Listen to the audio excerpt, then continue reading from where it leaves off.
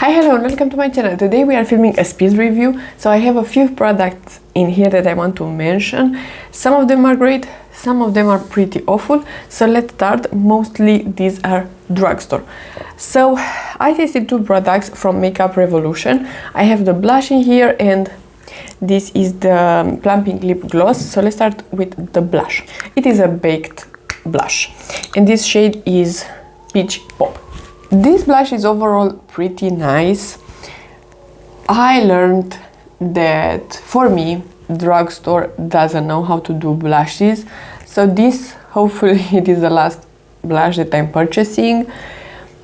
Overall, it's okay. You need to apply a good amount so it will look smooth and beautiful everywhere. But if you are applying too much, it could look like a bruise. Next, I have the gloss. This is the Pout Bomb Plumping Lip Gloss. This is nice. Nothing special about it, but it is a bit plumping, not painful in my opinion. It's more like a minty kind of plumping. And overall, it smells like mints. It's nice, I do like it. It is from the drugstore, so you don't need to splurge on something like this, but it's not something mind-blowing. Another gloss that I have, it's the Plump Ambition from L'Oreal. This is nice. It is a nice, again, prepping kind of lip product, but this one, it is a bit more painful. And if you are applying too much of this and you are swallowing it a bit, it will hurt. It will hurt on the back of your throat. It's a bit uncomfortable. So apply a thin layer and you will be okay. In general, plumping lip oils and lip glosses are very popular right now, so everybody is releasing one of them. Something else from L'Oreal that I purchased that impressed me in the worst sense, it's this one. This is the L'Oreal Lash Shadow Stick. I was so excited to purchase a shadow stick, and sure, maybe it is my fault that I was expecting this one to be like the e.l.f. or the Maybelline one, but you cannot apply this on your waterline. I understand that this is a shadow stick, so it is made for the lid. It's a meh shadow on the lid. It is not very sparkly or very impressive or something. It's just a shimmery bronze. It's okay, but I bought this one to put it on the waterline as well, and you cannot. It will burn your eyes. So I understand that this is a shadow stick, but at the same time it's going around your eyes, so probably even by mistake you will get some of this in your eye and it will burn. Let me tell you, my eyes were watery. I was crying practically from this. So yeah, so I was very disappointed about this one, because L'Oreal is doing some incredible great products. I'm even wearing the bronzer right now. It's a great bronzer, but this one pretty disappointing. Another eyeshadow that I purchased is this one. This is the Space Glam Chrome eyeshadow from Catrice. I've got the shade Moonlight glowing here. Sadly, I did broke it because it was on the floor. My fault totally, but it is pretty fragile, so be careful about it. It's really nice overall. If you want a very affordable shadow, something just to put on your lid, it's great.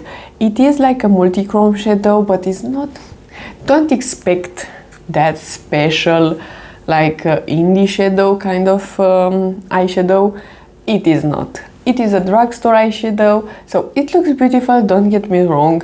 You can have a very beautiful pop on your eyes. I'm keeping this one in my collection, so I'm gonna use it. It looks nice, but don't expect like $20 kind of quality. It's not that. Then I purchased from NYX the Blade and Shade brow pencil. I'm gonna use it up. It's not a bad product, but I'm not gonna use it as intended because it's my fault. It's not my type of application. So if you're buying this to create hairs, you can, and it will stay pretty sharp, and you will be able to just fill in your brows normally, but it's too waxy for me, too creamy, and it's not my preferred type of application. I don't create hair like strokes, and if you are doing that, I much prefer the NYX pen.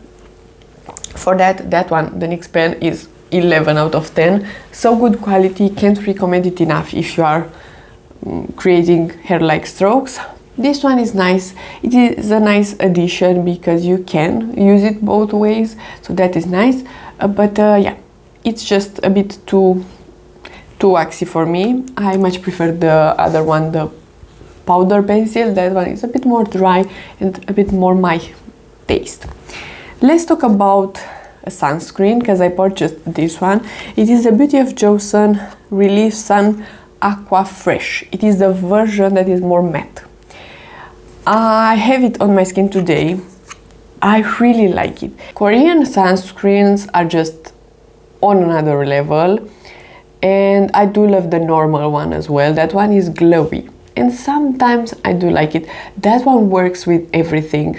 Every foundation, every concealer, everything. Doesn't peel, it looks flawless all the time, but it is a bit glowy. So if you have combo skin or oily skin like me, it will look greasy. This one looks matte and it's nice, but it is peeling from time to time. So you need to be a bit careful with this one.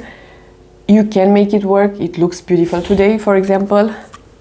I didn't have any peeling, but today I have only this concealer and then powders and everything else. So I don't have primer today. I don't have even a foundation today, just concealer as foundation, and it looks incredible. So for sure this will be coming with me in vacation and stuff like that, and in the summer I'm gonna love it on its own. But yeah, if you want to apply like this one and then a primer and then a foundation that is a bit more heavy matte as well, it could be a bit peely. So be careful, let the product sink in pretty well and then blend them, and don't drag your foundation and stuff like that. Just pat it in with a sponge or something like that. You have a better chance of skipping the peeling, but it's a great product nonetheless. And lastly, I bought this one. As you can see, I have blonde hair, and I really don't like that look of yellowy hair. In my eyes, it is brassy. I know that natural blonde hair, it is pretty yellow, but for me, I just prefer something a bit more cooler toned. So I need a product like this.